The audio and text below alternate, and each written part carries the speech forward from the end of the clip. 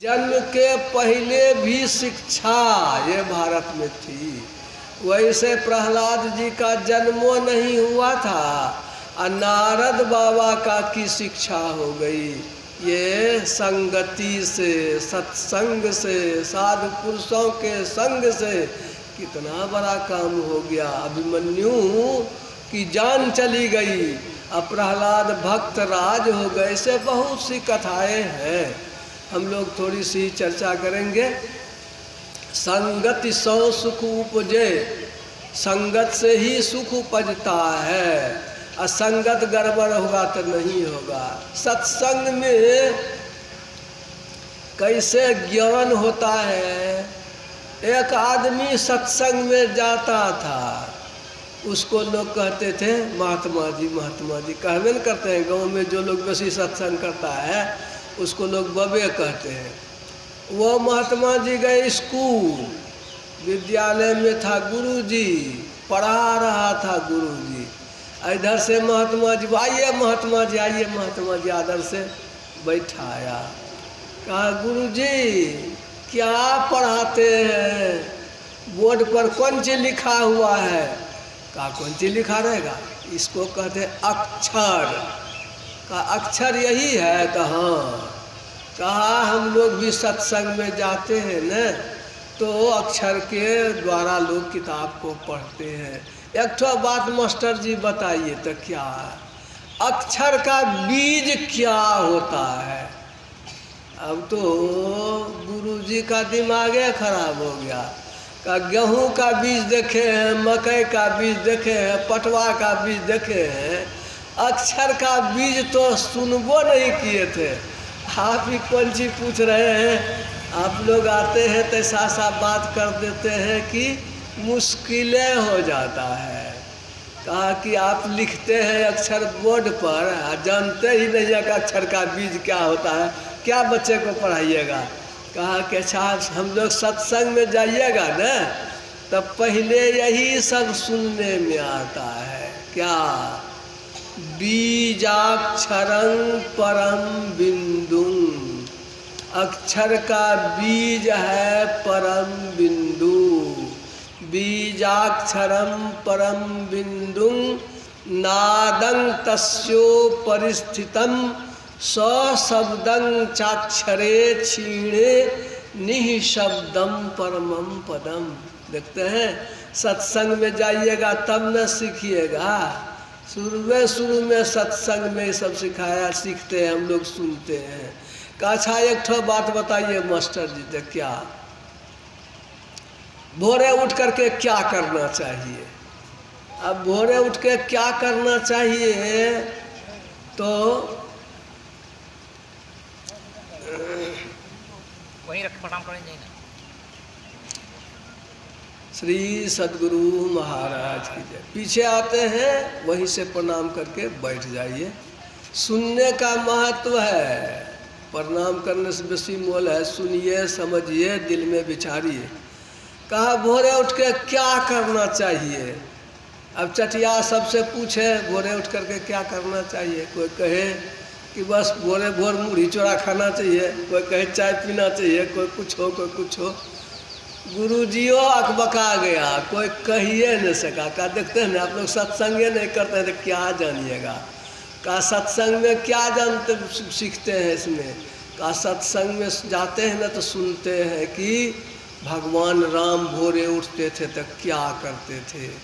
प्रात काल उठ के रघुनाथा, आ गुरु पितु मातु नवाबही माथा।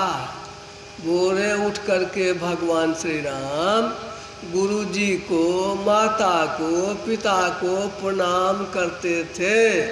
यह सत्संग का ज्ञान है। माता की सेवा, पिता की सेवा, गुरु की सेवा करना चाहिए।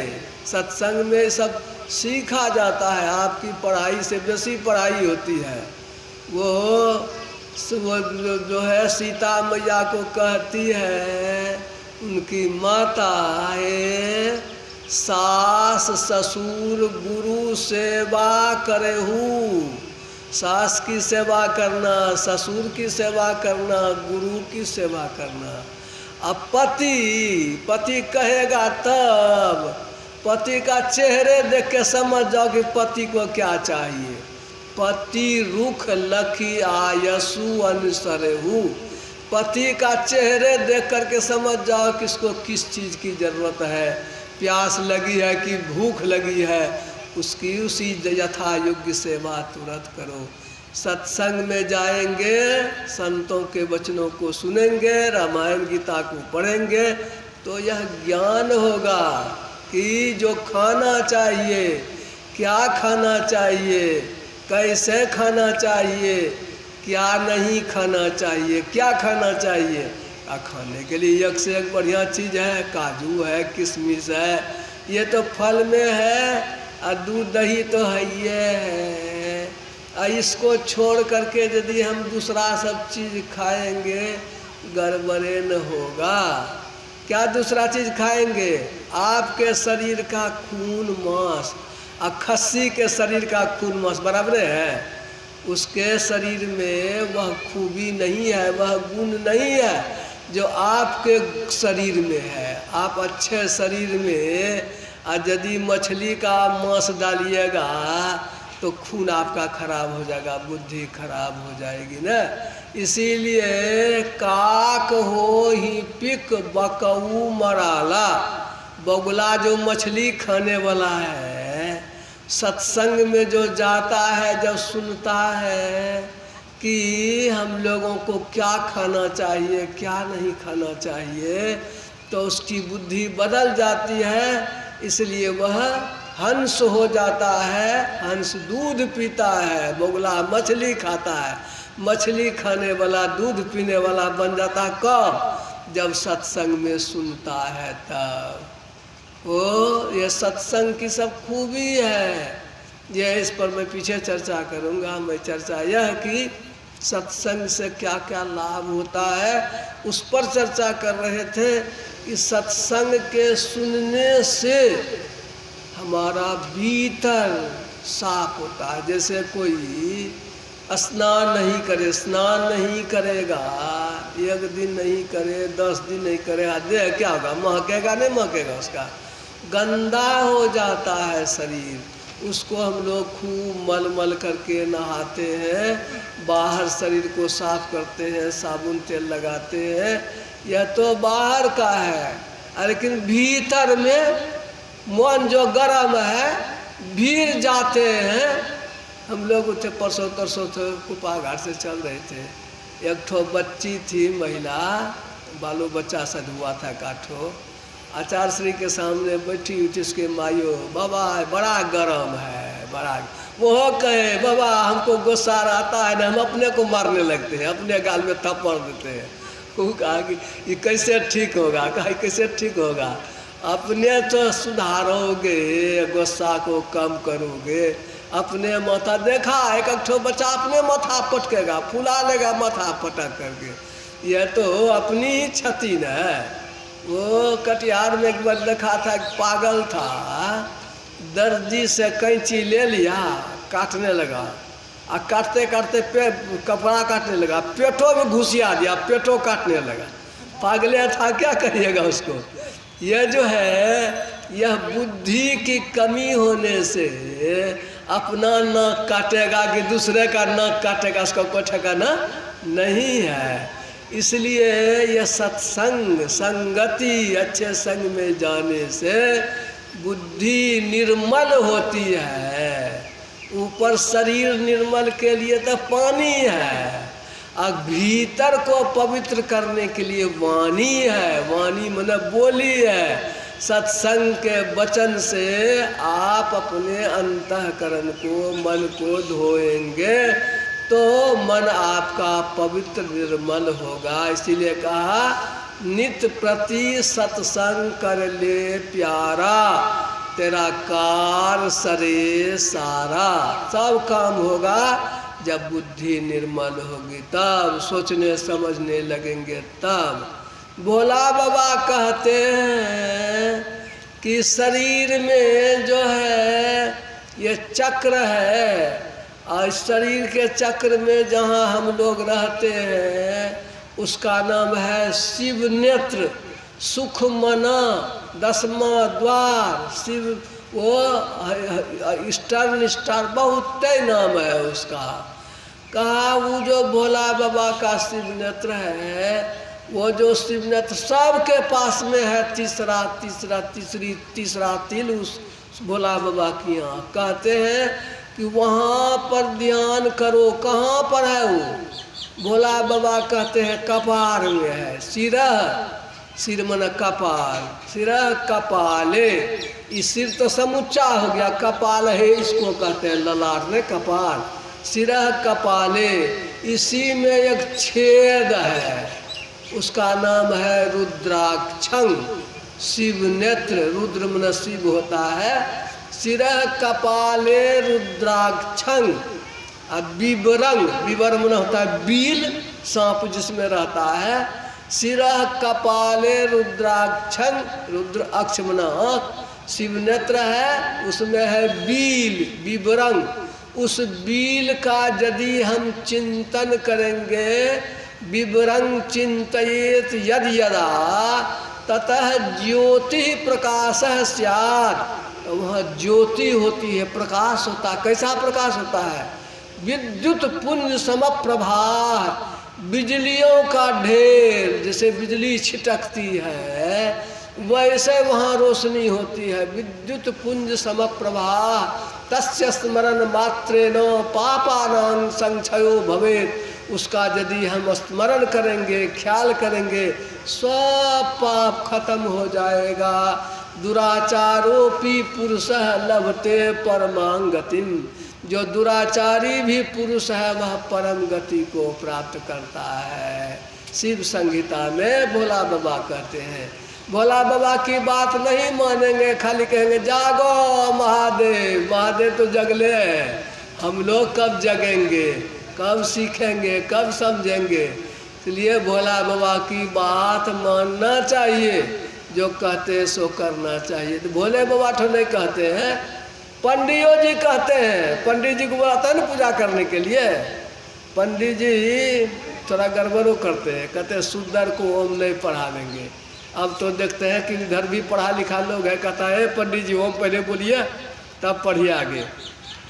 उसमें पढ़ाते हैं पंडित जी, ओम अपवित्रं पवित्रो वा सर्वावस्थां गतोऽपि वा जस्मरेत पुंडरीकाक्ष सबाह्याभ्यंतर शुचि। यानी पंडित जी पढ़ाते हैं। अब पंडित जी पढ़ाते, इधर भी पढ़ा लिखा लोग है, कहे पंडित जी क्या बोले, हम भी बुझते हैं, हम भी संस्कृत पढ़े हैं कि आप जो कहते हैं अभी कि अपवित्रं पवित्रो वा, हम अपवित्र हैं।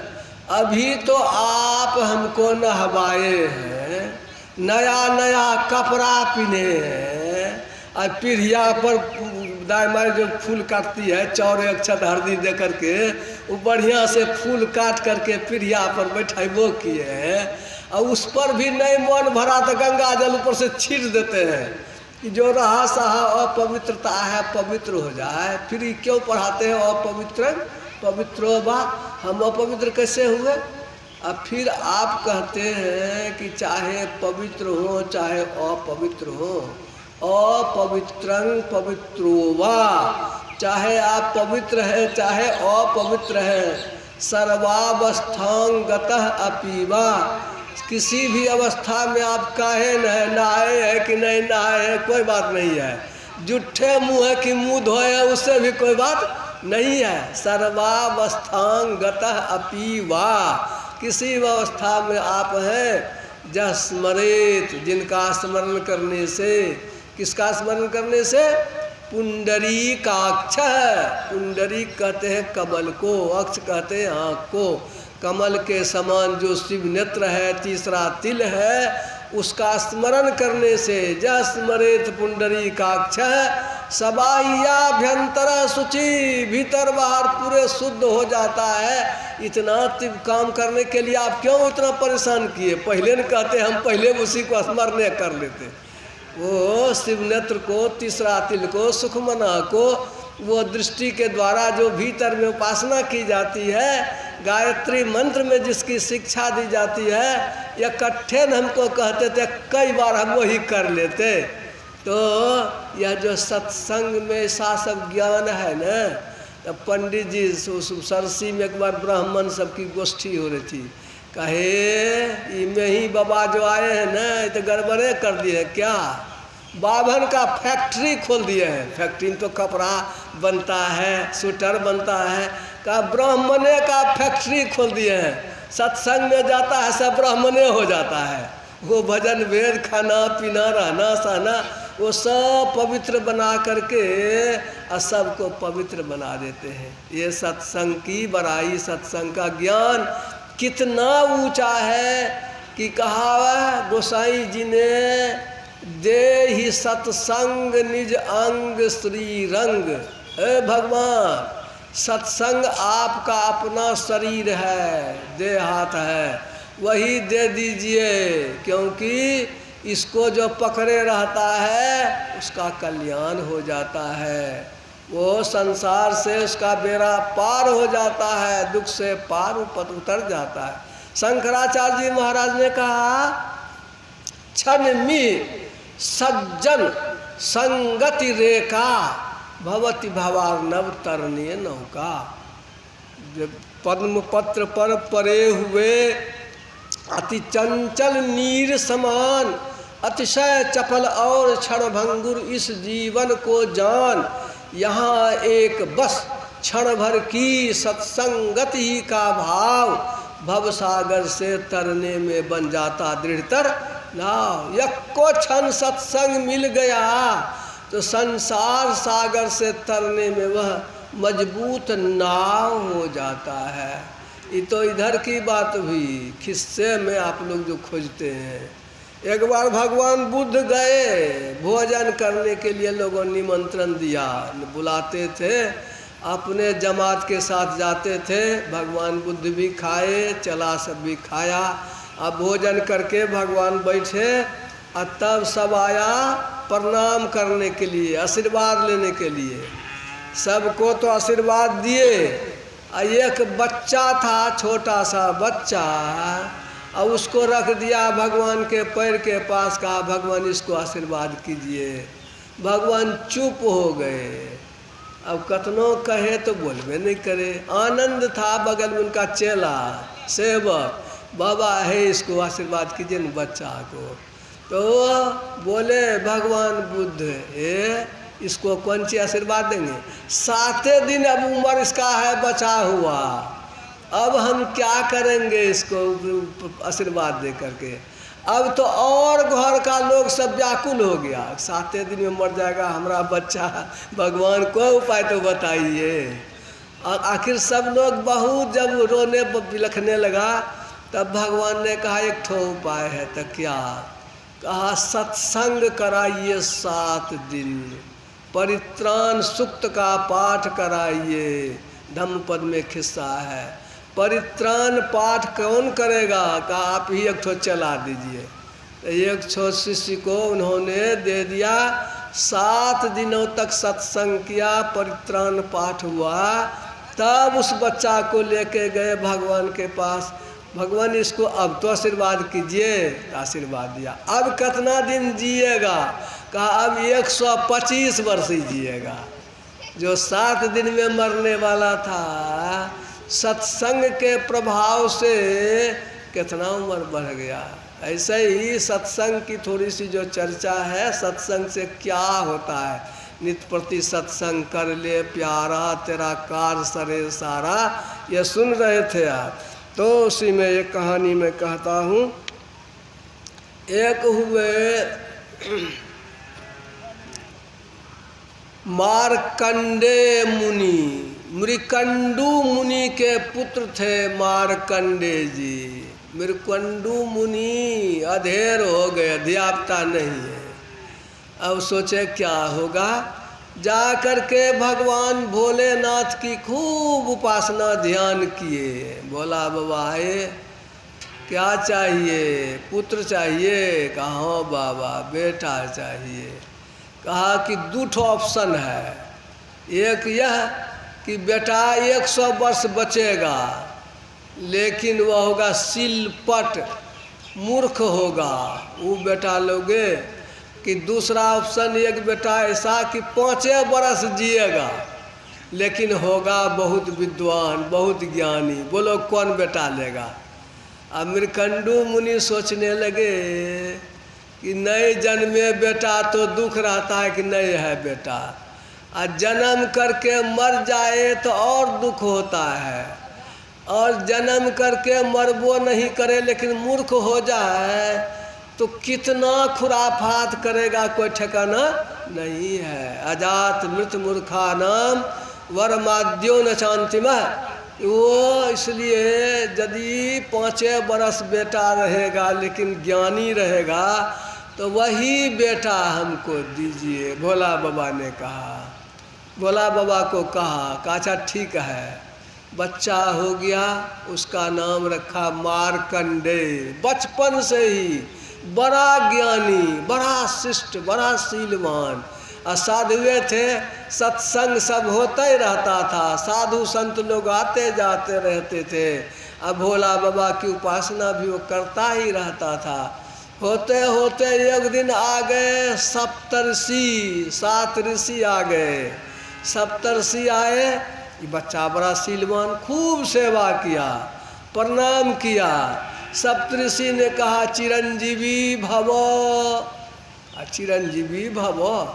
वो उनके पिताजी ने कहा 5 बरस तो उम्र इसका दिया है भोला बाबा ने, आप कहते हैं चिरंजीवी भव, 4.5 होइए गया, 6वें महीना में खत्म हो जाएगा, चिरंजीवी भव आपने कैसे कह दिया? सप्तऋषि भी फेर में पड़ गए। कहा चलिए अब चलते हैं ब्रह्मे जी के पास, तकदीरें कहेंगे क्या लिखे हैं आप इसके तकदीर में। ब्रह्मा जी के पास गए सप्तऋषि। वो बच्चा, उसको तो ब्रह्मा जी को हुआ कि 7 ऋषि आ गए हैं, क्या बात है। बच्चा भी प्रणाम किया, पैर पर जैसे माथा झुकाया, कहा चिरंजीवी भवो। जैसे कहा तो सप्तऋषि ने कहा कहाँ आए हैं? कहा इसीलिए तो आए हैं, आप भी वरदान दे दिए चिरंजीवी भवो। 6वें महीना तो उम्र है इसका, और कैसे आप कह दिए चिरंजीवी भवो?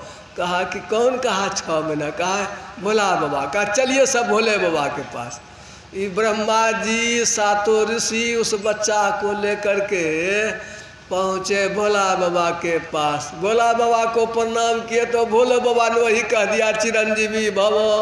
प्रणाम किया, बच्चा देखने में बढ़िया, शिष्ट, सदाचारी। अब तो सब लोगों ने कहा कि आप ही कहे हैं 5 बरस, आप ही कहते हैं चिरंजीवी भवो, ये कैसे होगा? ये तो गड़बड़े न हो गया।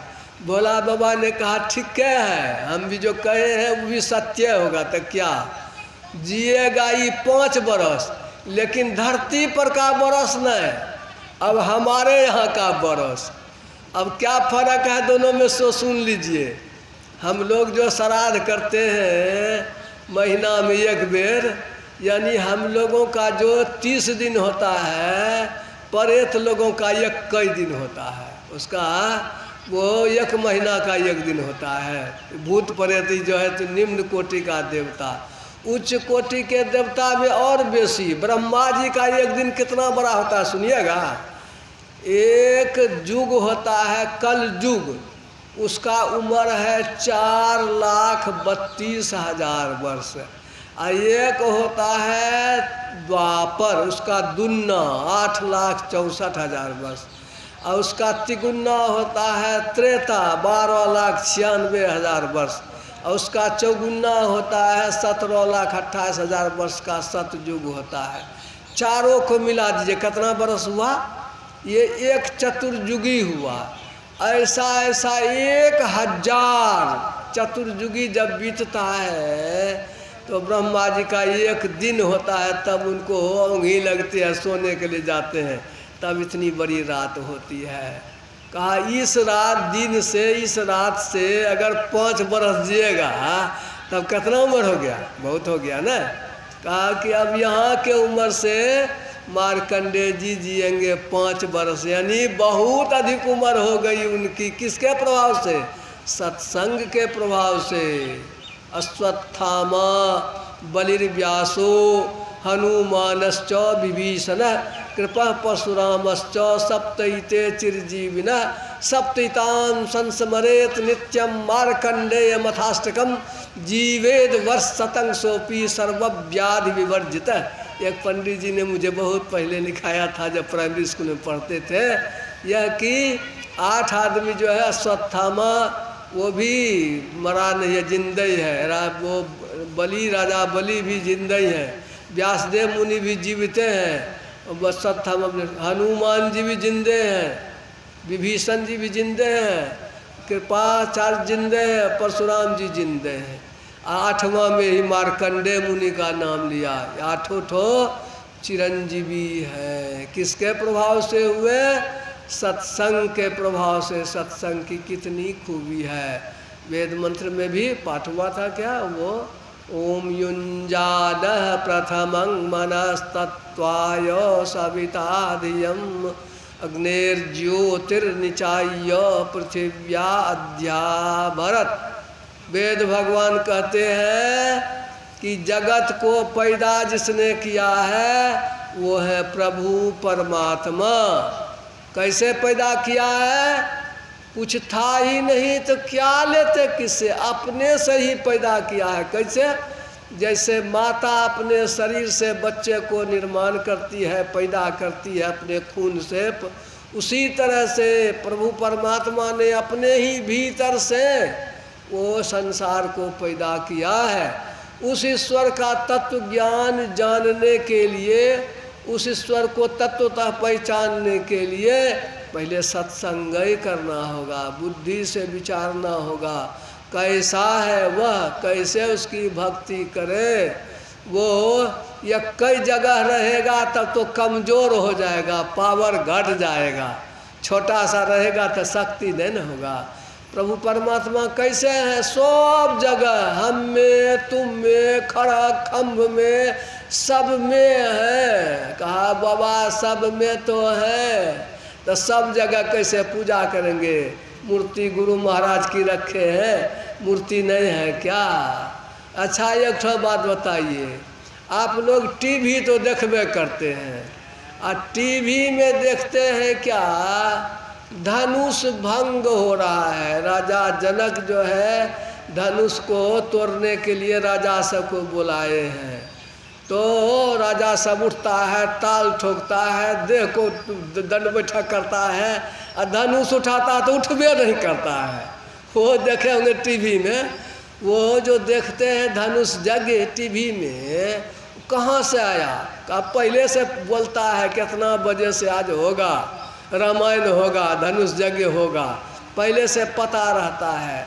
वो क्या होता है तो एक जगह से, एक स्टेशन से उसको छोड़ते हैं, रिले करते हैं, मतलब वहाँ से छोड़ते हैं, और छोड़ते हैं तो कहाँ चला जाता? आपके टीवी में खाली कहेंगे कि नहीं, वो तो सब जगह चला जाता है, घरों में, अंगनों में, बहियारों में, कहीं खोलिए ना टीवी, मोबाइलों खोलिए ना, झलकने लगेगा। फर्क क्या होता है? उस सब जगह तो चला गया। टीवी में छोटका टीवी में छोटा फोटो, बड़का टीवी में बड़का फोटो, रंगीन टीवी में रंगीन फोटो, ब्लैक एंड वाइट में ब्लैक एंड वाइट फोटो, और मोबाइलों में छोटका छोटका फोटो। देखते हैं नहीं देखते हैं? एक ठो आप ही के मोबाइल में टीवी में नहीं गया, उस संपूर्ण संसार में फैला हुआ है। वो यंत्र जो है टीवी वाला, मोबाइल वाला, वह उसको दिखाता है। ठीक इसी तरह से ईश्वर सब जगह है उसी तरह से, लेकिन जैसे यंत्र है, मोबाइल है, टीवी है, उसमें झलकता है, इसी तरह से प्रभु परमात्मा सब जगह रहते हुए भी जिनका अंतःकरण पवित्र होता है, जिनका अंतःकरण ध्यान के द्वारा पुष्ट होता है, उसके हृदय में वे दिखाई पड़ते हैं। यह जो है ईश्वर सब जगह भी है और एक जगह भी है। एक आदमी ने कहा संत मत में बड़ा गड़बड़ बात है। क्या बात है गड़बड़? तो आप लोग जो कहते हैं भगवान सब जगह है, एक के भगवान है सब में, आप में भी वही भगवान है, हम में भी वही भगवान है, और सब लोगों में एक के भगवान है, तो हमको भूख लगती तो आप जानते हैं, हमको पेट में दर्द होता तो आप कहाँ जानते हैं? एक के भगवान नहीं है। जो एक के भगवान रहता था हमको भूख लगती तो आप जानते कि नहीं जानते? साधारण लोग नहीं उत्तर दे सकिएगा। हमको जब कहा का हे बाबा बूढ़ा आदमी है, अब बहुत जमाने की बात है, 83-84 में चर्चा हो गई, बाबा नहीं कहिएगा कि कुछ जवाब दिया, तो कहा कि चैलेंज हो गया। कहा कि बाबा टीवी में सब देखते हैं, एक के फोटो न सब टीवी में, तो हाँ एक टीवी का वोल्टेज गड़बड़ हो गया, बैटरी कमज़ोर हो गया, उसमें झिलमिल करने लगा, तुरंत कहते ठीक कर। एक टीवी में जब गड़बड़ हो गया तो सब टीवी में गड़बड़ होता है? कहा नहीं, सब में कैसे गड़बड़ होगा? क्यों? एक के न सब में था, तो एक में गड़बड़ हुआ तो सब में क्यों नहीं गड़बड़ हुआ? कहा कि तो टीवी की बीमारी न है तो एक के फोटो सब में, उसी तरह से एक के भगवान है सब में। ये अलग अलग जो हम लोग टीवी है न, इसमें अलग अलग जो है वह रूप रेखा दिखाई पड़ता है। व्यक्तिगत कमजोरी है, किसी के पेट में दर्द है दवाई दे दीजिए, जैसे पेच घुमा करके ठीक करते हैं, वैसे ही बैटरी कमज़ोर हो गया तो बैटरी बदल दीजिए, 100 हुआ। यह जो है एक कई परमात्मा लेकिन है, 2-4 नहीं है। इस तरह से समष्टि चेतन व्यष्टि चेतन को जब उनको समझा दिए तब तो फिर उनकी बोलती बंद हो गई। गोया एक अनादि अनंत स्वरूपी परब्रह्म परमात्मा है, वो सब जग रग रग में कण कण मेरे सिर में व्यापक है। उनका भेद जानने के लिए पहले हम लोग बुद्धि योग सत्संग करते हैं, जहाँ जानते हैं। कहेंगे कि फोटो तब क्यों रखे हैं जब सब जगह है, एक कई जगह आप रखे हुए हैं। अच्छा तो आप लोग जो डॉक्टर बनते हैं, कोई कलेक्टर बनते हैं, कोई वकील बनते हैं, तो वो जो लूर सीखे, वो लूर कैसे सीखे? कहेंगे किताब को पढ़ के सीखे। किताब में जो अक्षर है क ख लिखा हुआ, वही ज्ञान है, वही लूर बुद्धि है। तो उसी को धो के पी लेंगे तो विद्वान हो जाइएगा? कहेंगे नहीं, उसको धो करके नहीं, इसको समझना पड़ता है, पढ़ना पड़ता है, उसको वो देखते हैं कि ये क्या लिखा हुआ है, और सीखते सीखते दिमाग उसका बदल जाता है, तो इंजीनियर हो जाता है, डॉक्टर हो जाता है, वैज्ञानिक हो जाता है। इसी तरह से फोटो जो हम लोग रखते हैं मन को बनाने के लिए, जैसे लूर सीखने के लिए अक्षर सीखते हैं, उसी तरह से मन को बनाने के लिए फोटो का ध्यान करते हैं। फोटो है मन को सजाने के लिए, इस तरह से फोटो की सजावट होती है।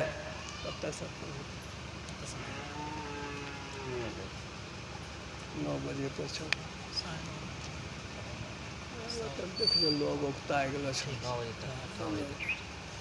बोलिए श्री सद्गुरु महाराज की जय। मैं छोटी छोटी कहानी कह रहा हूँ, क्योंकि मैं पाता हूँ कि बहुत मजबूत रहे तब मैं मजबूती से मैं रखूँ, तो उसको बुझिएगा नहीं। अच्छा, एक ठो किस्सा कि ईश्वर सब जगह है, लेकिन इसको जानने के लिए साधु संतों के पास सत्संग में जाना ही पड़ेगा, और नहीं तो बड़का बड़का का बुद्धि हरा गया है। छोटका की बात छोड़िए। सुख सागर में एक ठो किस्सा है। भगवान कृष्ण गए गाय चराने के लिए, जाते ही थे। एक दिन बलराम जी नहीं गए, कृष्ण भगवान गाय चरा रहे थे, अग्वाल बाल सब ठो था।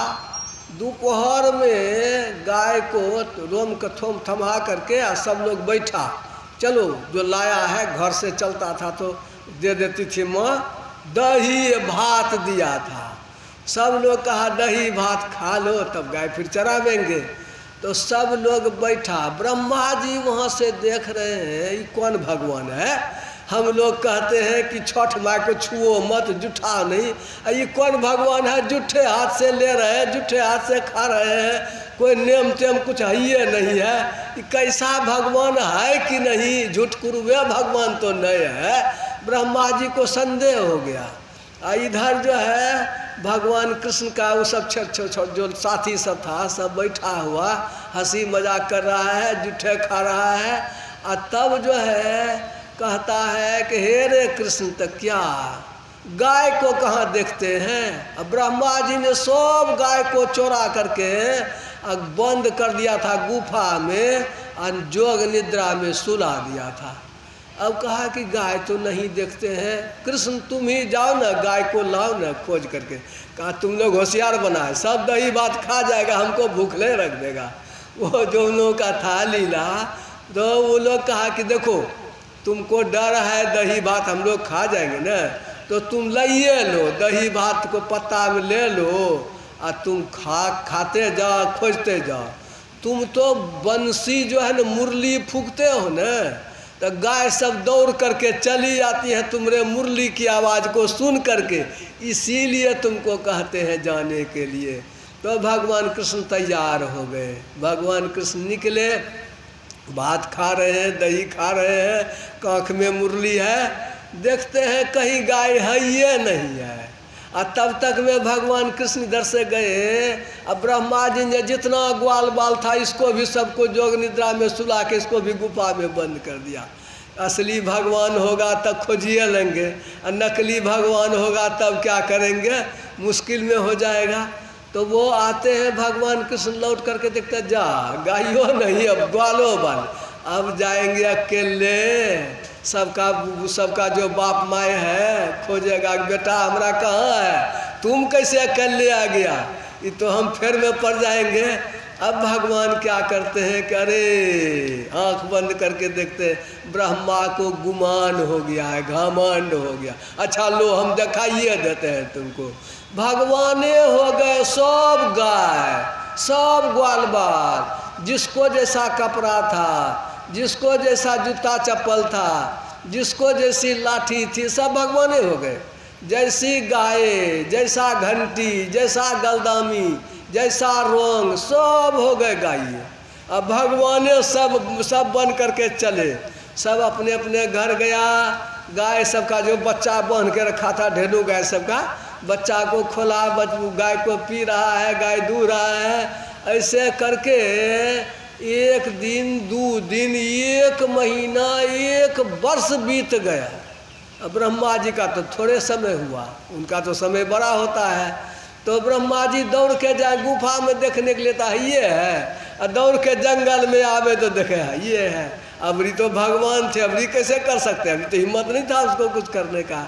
और तब तक में बलराम जी कहते कि रे कृष्ण लगता है गड़बड़, लगता है सब में तुम ही हो। और उधर से ब्रह्म आकर के गोर पर गिर गया, भगवान गलती माफ़ कीजिए, कान पकड़ते हैं, भूल हो गई आपको पहचानने में। आप तो सर्वंतर्यामी है, सर्वव्यापी है, रग रग में कण कण में है। हम सृष्टि जरूर करते हैं लेकिन हम जीव नहीं बना सकते। आप तो प्रभु हैं, आप जीव भी बना सकते हैं, निर्माण करता आप हैं। और पैर पर गिर करके माफ़ी मांगे, फिर माफ़ी किया, और तब ओरिजिनल जो गाय था, ओरिजिनल जो ग्वाल बाल था, सब आ गया और जोग निद्रा को ख़त्म कर लिया। यानी एक ही अनादि अनंत स्वरूपी ईश्वर है, सब में है, कण कण में है, रग रग में है। तो इसका जवाब जो है देने के लिए जो जानकार लोग हैं समझाते हैं, बताते हैं। लेकिन जैसे लूर है, बुद्धि है, अकील है, उसको सीखने के लिए कोई हिंदी पढ़ता है, कोई अंग्रेजी पढ़ता है, कोई उर्दू पढ़ता है, कोई फारसी पढ़ता है। लेकिन जब डॉक्टर बनता है, कोरोना का दवाई खोजेगा, अरब का डॉक्टर हो कि इंग्लैंड का डॉक्टर हो कि अमेरिका का डॉक्टर हो, दवाई तो एक कोई निकालेगा, 2 4 5 नहीं निकालेगा। क्यों कि बीमारी तो एक कई है। गोया ये तस्वीर जो है, इसके माध्यम से हम अपने मन की धारों को मोड़ते हैं। सत्संग में ज्ञान होता है, सत्संग से लागी रहो रे भाई, तेरी बिगड़ी बात बन जाई। ये प्रथम भक्ति संतन कर संगा सत्संग की बड़ी बड़ाई है। कहा कि जितना भी है ये सत्संग में मति की रति गति भूति भलाई जो है, ये कहा जलचर थलचर नभचर नाना, जे जर चेतन जीव जहाना। मत की रति गति भूति भलाई, जब जो जहाँ जतन जही पाई, सो जानब सत्संग प्रभाऊ लोकहु वेद न अनुपाऊ। सत्संगे का प्रभाव से अच्छा स्वभाव होता है, अच्छी बुद्धि होती है, जस मिलता है, मोक्ष मिलता है और संसार का सारे ऐश्वर्य मिलता है। इसलिए सत्संग करना चाहिए। वाल्मीकि नारद घट जोनी निज निज मुखनी कही निज होनी सोग्रह है।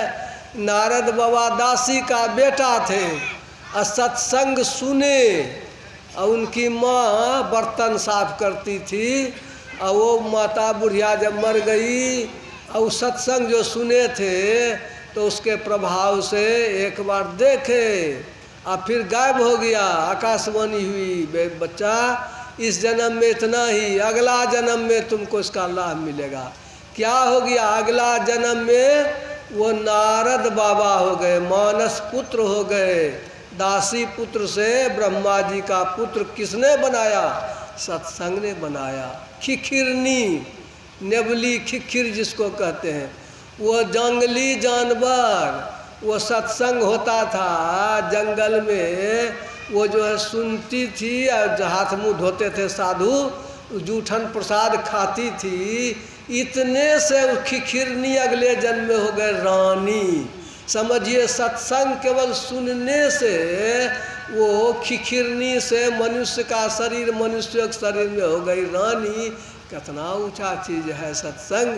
इसलिए नित्य सत्संगति करो बनाई, अंतर बाहर द्वय विधि भाई। धर्म कथा बाहर सत्संगा, अंतर सत्संग ध्यान अभंगा। ये गुरु महाराज ने कहा। मैं तो आन परी चोरन के नगर, सत्संग बिना जिया तर से। सत्संग मिलता नहीं मिलता है तो इस सत्संग में लाभ बहुत है, तुरंत मिला में गुरु से। आंख बंद कीजिए तो अनहरिया करिए करिया, उसी में न हम हैं, तब न अनहरिया झलकता है। वही अनहार के नगर में हम लोग हैं तो अनहरिया में चोरवा रहबे करेगा। काम क्रोध लोभ मोह ये तो आपको तंग करबे करेगा। उसमें सत्संग ही सहारा है। इसलिए चोर के नगर में है, अंधकार में है, सत्संग के सहारे प्रकाश मिलेगा तो आगे का काम होगा। इसलिए सत्संग जो है यह बहुत जरूरी है कि सत्संग करेंगे। सत्संग कहेंगे, बाबा गए सत्संग में। सूरदास जी महाराज ने तो कहा कि तीरथ कोट अनहान करे फल दर्शन ते ही पावत जादिन संत पाहुने आवत। एक गांव में एक ठो साधु आया, कहा लोगों ने कि बाबा भोजन, कहा हम भोजन तभी करेंगे जब कोई 1000 तीर्थ किया हो तो उसी के हाथ का भोजन हम करेंगे। अब गांव में पता लगाने लगा, बैठ जाए, इस कहानी के कहने के बाद फिर आरती करेंगे। गांव में पता लगावे, हे तू का तो कर लो तीर्थ, कोई 100 बतावे, कोई 50 बतावे, कोई 150 1000 किसी का पूर्व नहीं करे। अब तो मुश्किल हो गया, बाबा जी भूखले रह जाएगा। बुढ़िया से पूछे, कहे नहीं उतना नहीं है, इतना ही होगा। एक थी पुतहू जवन किए अब अबे किया था, वो कहा कि हम बाबा जी को खिला देंगे। सास जी आप कहिए, सासू माँ कहिए। सासू माँ कहती है कि बुढ़िया को होबे न किया, तुमको कैसे हो गया तुरंत? कहा माता जी आप कहिए न, हम खिलाइए देंगे। कहा कि जब तुम खिला सकती हो तो जाओ खिलाइए दो बढ़िया से। बाबा जी के खाना में कौन चीज़ है? बाबा जी खाना में बेसी तो कुछ रहता नहीं है, रूखी रोटी गीली साग और दूध मिल जाए तो बड़का भाग। लेकिन हाँ बड़ा खटमटर। गहूम कैसा है, धुए है कि नहीं धुए है, पवित्रता से बनाए कि नहीं बनाए हैं, नहा के बनाए कि बिना नहले बनाए हैं, बाबा जी यही सब पूछता है। घर को बढ़िया से निपिए, चूल्हा को बढ़िया से निपिए, पवित्रता से। बेलना बेलेगी या बेलना रखेगी पैरे पर, नहीं चप्पल पहन करके खाना बनाते हैं आजकल की दुल्हन सब नहीं देखते हैं। और पैर का जो धुर्दा है बेलना में लग गया, अब बेलना से फिर रोटी बेलते हैं, चरण धूली रोटियों में लग गया, वही ससुर को खिलावेगी, सास को खिलावेगी। तो यह जो है यह बाबा जी का है। वो खाना पवित्रता से बना के गए, बाबा भोजन कीजिए। कहा बेटी तुम शर्त जानती हो तो क्या? 1000 तीर्थ हुआ है तुम्हारा। कहा कि ताजा की बासी कौन तीर्थ का गिनती लीजिएगा? कहा कि टटके बता। कहा बाबा आप ही लोग तो बोलते हैं संत मिलन को जाइए तजी ममता अभिमान, और ज्यों ज्यों पग पहुनी परे कोटिन तीरथ समान। अभी जो आप संत हैं और घर से जो हम चले हैं एक डेग में 1 करोड़, क्या डेग है घर देखिए तो कितना करोड़ हो गया, टटके टटकी। बाबा कहता करे बेटी तुम सत्संगी है क्या? कहो बाबा हमारा बाप मैं सत्संगी है क्या? कहा कि यही तो हम चाहते थे कि सत्संगी घर की महिला बनावेगी न तो उसके हाथ का भोजन करेंगे, तुम्हारा क्यों नहीं भोजन करेंगे, खूब करेंगे। तो उसके हाथ का भोजन किया। गोया कहने का मतलब सत्संग करेंगे सुबुद्धि बढ़ेगी, ज्ञान बढ़ेगा, रहनी में सुधार होगा तो हमारा घर आगे बढ़ेगा। सत्संग का और ऊंचा ज्ञान है। ईश्वर एक है, सत्स्वरूपी है, कभी उनका बदलाव होता नहीं है। वह ईश्वर एक अनादि अनंत स्वरूपी है। वह पहले मिलेंगे भीतर में तब मिलेंगे बाहर में।